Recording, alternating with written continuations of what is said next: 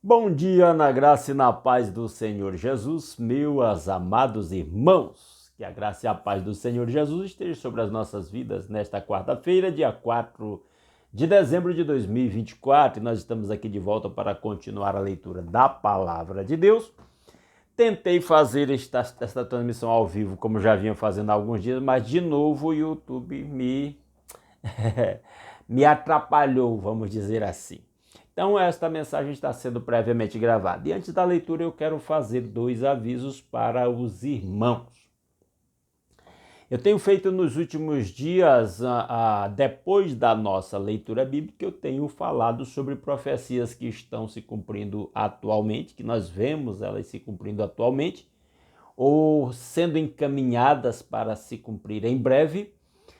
E ultimamente eu tenho falado sobre criptomoedas e eu venho falando de Bitcoin, Drex e WorldCoin. Ainda não cheguei no WorldCoin.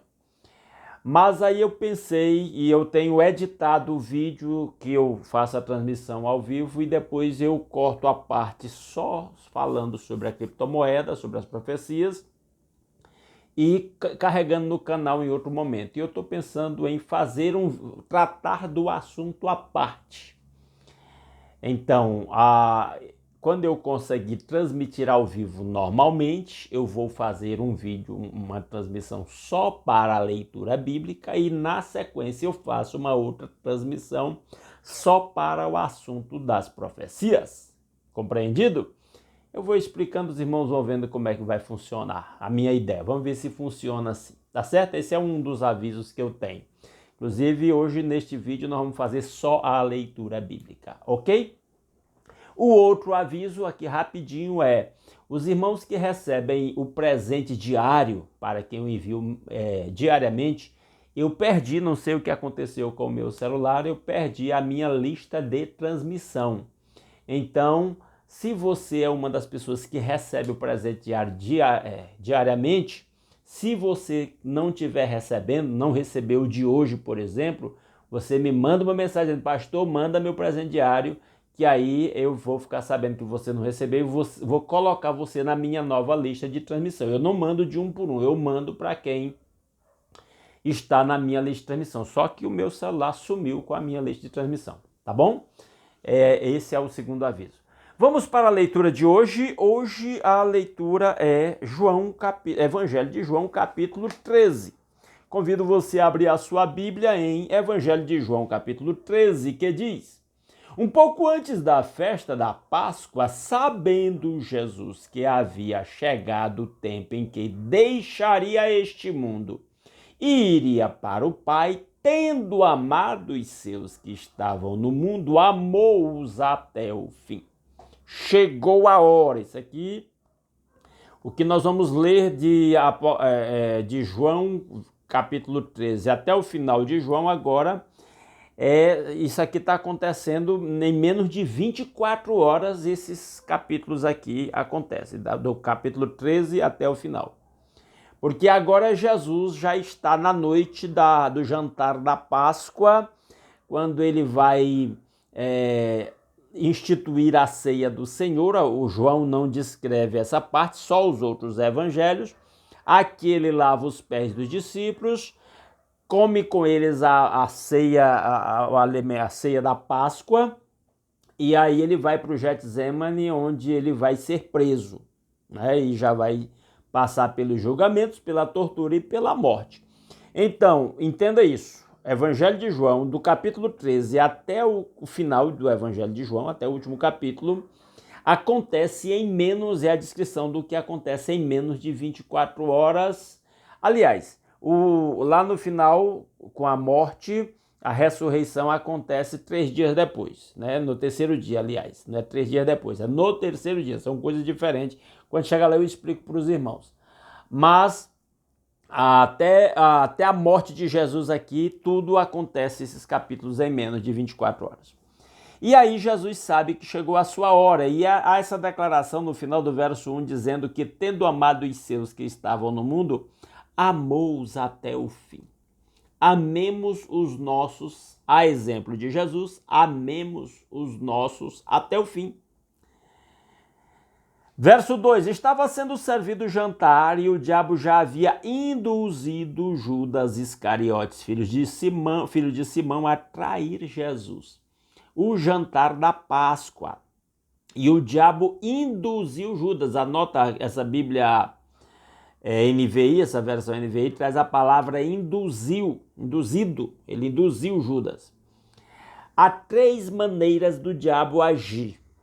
Ele induz pessoas, ele oprime pessoas e tem outras mais, eu estou falando, mais 3 são básicas.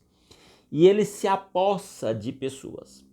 Muitas pessoas já viram situações de pessoas possessas de espírito imundo. É um demônio, se apossa da pessoa, a pessoa abre a vida dele de pecado para o demônio, e o demônio age controla até a mente dele, as palavras dele, fala por meio dele. Isso é possessão. Opressão é quando os demônios oprimem a vida de uma pessoa. E aí eu vou explicar uma coisa. Cristãos convertidos, nascidos de novo pela fé em Cristo, verdadeiramente, que selados com o Espírito Santo, eles não ficam possessos de demônio. Essas igrejas aí com esse negócio de crente possesso, é mentira. A mentira começa até porque não é crente, não é convertido. É mesmo daquela igreja lá, mas não é convertido. E cristãos convertidos, selados com o Espírito Santo, eles não ficam possessos. Só que crentes podem ser oprimidos. Uma das partes do ministério de Jesus foi libertar pessoas de opressões malignas. O que é opressão? É o diabo ataca, os demônios atacar você, a família, se a pessoa não estiver vigiando adequadamente, não exercer a sua autoridade, aí vem problema e por cima de problema e a vida fica amarrada. Porque a pessoa está legitimando a ação demoníaca e não está vigiando adequadamente. Então, um cristão, ele não fica possesso de espírito imundo, mas ele pode ser oprimido por espírito imundo se ele não tiver o entendimento e o poder de Jesus manifesta em sua vida, realmente exercendo a sua fé, certo? Então, eu sei muitos casos de cristãos que vivem muito oprimidos pelo diabo, porque não deixou exercer a sua fé para que Jesus libertasse. E tem a indução. O que é a indução? A indução está muito relacionada, por exemplo, à tentação. É o diabo, os demônios induzir a pessoa para fazer o erro. É chamar a atenção, é mostrar a coisa errada e seduzir. A gente chama aqui, a palavra é induzir, mas tem o mesmo significado de seduzir a pessoa para o pecado, certo? Então, aqui o diabo induziu Judas Iscariotes a trair Jesus. Verso 3. Jesus sabia que o Pai havia colocado todas as coisas debaixo do seu poder e que viera de Deus e estava voltando para Deus. Olha 2 declarações. Jesus sabia que o Pai colocou tudo debaixo do poder do próprio Jesus. Isso significa o quê? Que o Senhor Jesus agora sempre teve, mas agora, pela conclusão do seu ministério terreno, ele tem toda a autoridade. Depois ele disse, depois da ressurreição, está lá em Mateus 28, 18. Toda a autoridade, todo o poder me foi dado no céu e na terra. E outra coisa que ele sabia, ele veio de Deus e estava voltando para Deus. Assim levantou-se da mesa, tirou sua capa e colocou uma toalha em volta da cintura. Depois disso, derramou água numa bacia e começou a lavar os pés dos seus discípulos, enxugando-os com a toalha que estava em sua cintura. Jesus começa a lavar os pés dos discípulos e os discípulos ficam espantados demais, porque aquilo era serviço de escravo. Se houvesse alguém ali que poderia reivindicar que alguém lavasse os seus pés, era Jesus pedir para algum apóstolo lavar os seus pés. Entenda que aqui eram apenas os apóstolos presentes nesse jantar. Mas Jesus faz o contrário, ele agora faz o trabalho de escravo, porque era escravo quem lavava os pés do seu senhor ou de quem o senhor mandasse o escravo lavar os pés. Verso 6, chegou Jesus então a Simão Pedro, que ele disse, Senhor, vai lavar os meus pés? Como assim, Senhor? O Senhor lavar meus pés? Quase que o Pedro dizia, eu que devia lavar os pés do Senhor. Respondeu Jesus, você não compreende agora o que estou fazendo a você, mais tarde, porém, entenderá, e muita gente não entende o significado deste ato de Jesus de lavar os pés. Eu vou explicar aqui rapidamente dentro do nosso tempo. Disse Pedro: não, nunca lavarás os meus pés. Pedro achou que aquilo era humilhante demais para Jesus, se Pedro deixasse Jesus lavar seus pés. Olha a resposta de Jesus. Jesus respondeu: se eu não os lavar, você não terá parte comigo. E só para você começar a entender o significado real disso aqui, isso aqui é um princípio eterno. Se Jesus não lavar os meus e os seus pés, nós não temos parte com Cristo. Para ter parte com Cristo é preciso deixar que ele lave os nossos pés. Então, o que significa o ato do lava-pés aqui? Qual o significado espiritual disso? Respondeu Simão Pedro: então, Senhor, não apenas os meus pés, mas também as minhas mãos e a minha cabeça. Então, Senhor, já que é para ter parte com o Senhor, me dá logo um banho. Olha a resposta de Jesus. Foi o que Pedro respondeu para Jesus. Agora Jesus responde para Pedro: quem já se banhou precisa apenas lavar os pés, todo o seu corpo está limpo. Olha esse detalhe. Se a gente pegar isso aqui literalmente, nós vamos dizer que ninguém precisa mais tomar banho. Já está dizendo para ninguém mais tomar banho, basta lavar os pés? Não. É porque o banho aqui representa o batismo, e o batismo só é um.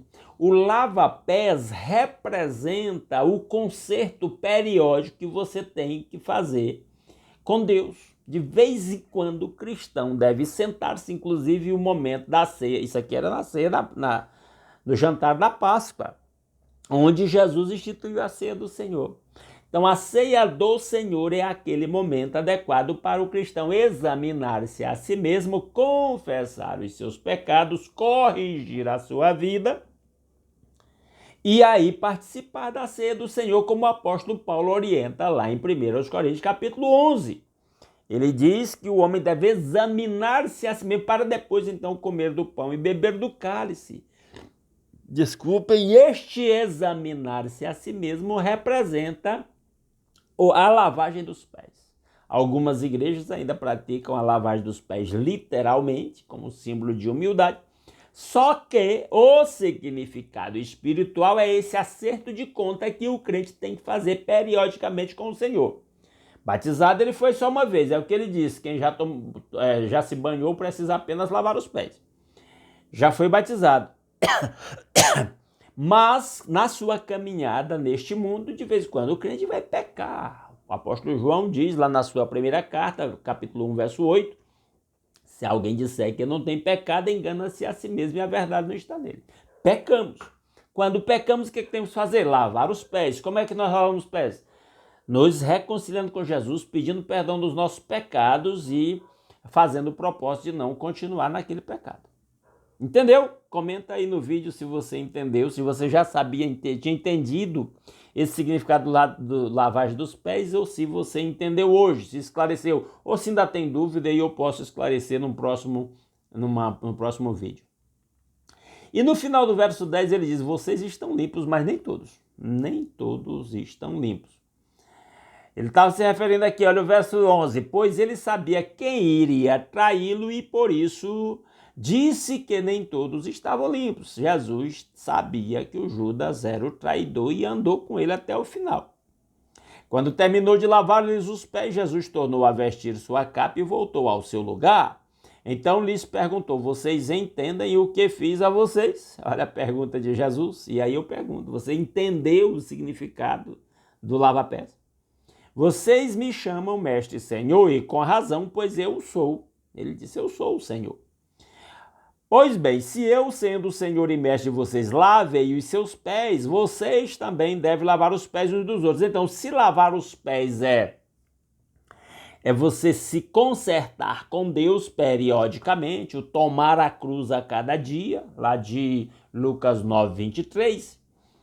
O que significa, então, que nós devemos lavar os pés uns dos outros? É que nós, como cristãos, temos a responsabilidade de ajudar, incentivar e trabalhar uns com os outros para esse nosso aperfeiçoamento em santidade. Quando eu prego a palavra e chamo os crentes da igreja que eu pastorei à santidade, eu estou procurando ajudá-los a lavar os seus pés, espiritualmente falando.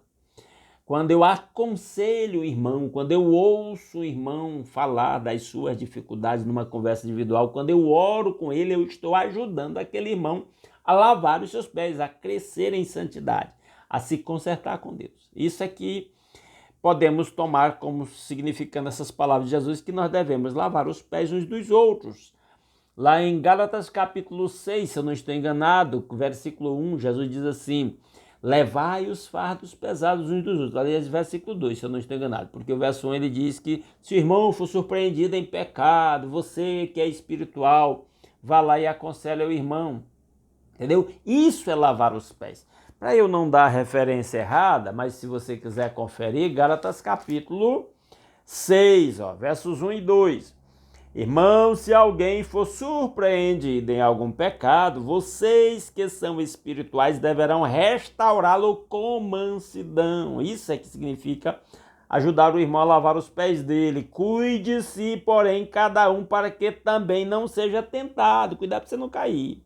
Levem os fardos pesados uns dos outros e assim cumpram a lei de Cristo. Então, ajudar o irmão a lavar os pés, ou lavar os pés uns dos outros, é ajudar o irmão a vencer as tentações. Eu sempre digo, há tentações que nós enfrentamos na vida de que nós não vamos vencer sozinhos. Sem a ajuda de um irmão mais maduro, experiente, que nos aconselhe, que ore conosco, que vamos dizer assim, que dê um puxãozinho na nossa orelha, nós não vamos vencer certas tentações sozinhos. Continuando, versículo 15. Eu dei o exemplo para que vocês façam como lhes fiz. Digo verdadeiramente que nenhum escravo é maior do que o seu senhor, como também nenhum mensageiro é maior do que aquele que o enviou. Agora que vocês sabem estas coisas, felizes serão se as praticarem. Então, seremos felizes quando ajudamos uns aos outros a andar em santidade. 18. Não estou me referindo a todos vocês, conheço os que escolhi. Você está vendo tanto que ele está falando da traição de Judas aqui. Isso aqui são maneiras de dar a Judas a oportunidade de se consertar. Mas isto acontece para que se cumpra a Escritura. Aquele que partilhava do meu pão voltou-se contra mim. Olha Jesus falando do Judas, que andava junto com ele e estava traindo. Estou dizendo antes que aconteça, a fim de que quando acontecer, vocês creiam que eu sou. Olha a expressão eu sou de novo. Jesus usando o significado do nome divino revelado a Moisés para si mesmo, mostrando que ele é o próprio Deus. Verso 20. Eu garanto, quem receber aquele que eu enviar estará me recebendo, e quem me recebe, recebe aquele que me enviou. Nós nos relacionamos com Deus e com Cristo por meio do relacionamento uns com os outros. Olha que coisa interessante. Então, quando nós ajudamos o irmão a lavar os seus pés, nós estamos abençoando a Cristo. Jesus disse que quando nós ajudamos uma pessoa necessitada, nós estamos fazendo para ele, Jesus. Continuando. Verso 21. Depois de dizer isso, Jesus perturbou-se em espírito e declarou: digo que certamente um de vocês me trairá. Jesus está triste com a traição do Judas. Seus discípulos olharam uns para os outros sem saber a quem ele se referia. Um deles, o discípulo a quem Jesus amava, João, é identificado aqui como Jesus, o discípulo mais amigo de Jesus, estava reclinado ao lado dele, era o mais próximo de Jesus. Simão Pedro fez sinais para esse discípulo, como a dizer, pergunte-lhe a quem ele está se referindo. Então o Pedro, que estava mais longe na mesa, disse, quem é aí que vai distrair? Para o João perguntar para Jesus. Inclinando-se esse discípulo para Jesus, perguntou-lhe, Senhor, quem é? Então o João, ele está escrevendo esse evangelho, então ele não se cita a si mesmo pelo nome. Parece uma atitude aí de modéstia, de humildade. Mas aí entende-se que ele é o discípulo amado. Respondeu Jesus, aquele a quem eu der este pedaço de pão molhado no prato. Isso aí Jesus sussurrou no ouvido do João, que estava bem do lado dele. Então, molhando o pedaço de pão, deu a Judas Iscariotes, filho de Simão. Então, o João já ficou sabendo quem era o traidor. É por isso que ele fala tanto aqui nesse capítulo que o Judas era o traidor.